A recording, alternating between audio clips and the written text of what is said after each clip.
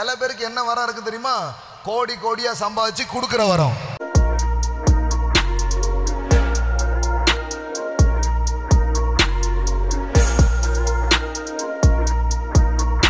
நமக்கு அருளப்பட்ட கிருபையின்படியே நாம் வெவ்வேறான வரங்கள் உள்ளவர்களானபடியினால் நம்மில் தீர்க்க தரிசனம் சொல்லுகிற வரத்தை உடையவன் விசுவாச பிரமாணத்துக்கு ஏற்றதாய் சொல்ல கடவன், ஊழியம் செய்கிறவன் ஊழியத்திலும், போதிக்கிறவன் போதிக்கிறதிலும், புத்தி சொல்லுகிறவன் ஆலோசனை கொடுக்கிறது, இதெல்லாம் ஒரு வரம்.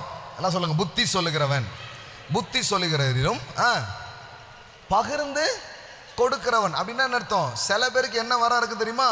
கோடி கோடியா சம்பாதிச்சு கொடுக்கிற வரம். இருக்கீங்களா? அந்த வரம் அது ஒரு வரம்.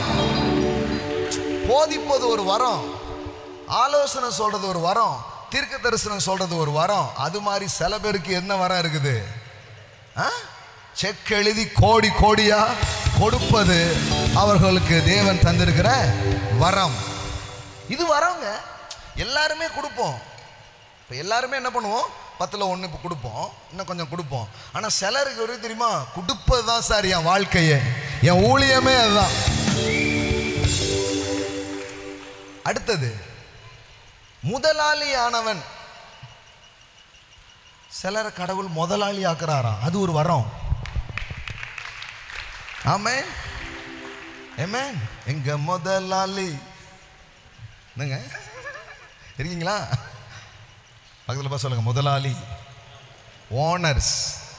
ஆமென். இது ஒரு வரம், இது ஒரு வரம். எல்லாரும் ஒரே மாதிரி. இப்போ மூக்கு மட்டும், மூக்கு இருக்குது, கண் இருக்குது, காது இருக்கு. உடம்புல எத்தனை பார்ட்ஸ் ஆஃப் த பாடி? உடம்பு பூரா கண்ணா இருந்துச்சுன்னா எப்படி இருக்கும்? பேய் நல்லா இருக்குமா? நல்லா இருக்காது. கையா தொங்குச்சுன்னா எப்படி இருக்கும்? நல்லா இருக்காது. அது மாதிரி தான் சபையில் நம்மளெல்லாம் வச்சிருக்காரு பார்த்தீங்களா?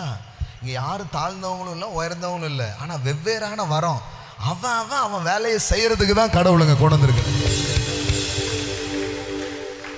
ஆமென்.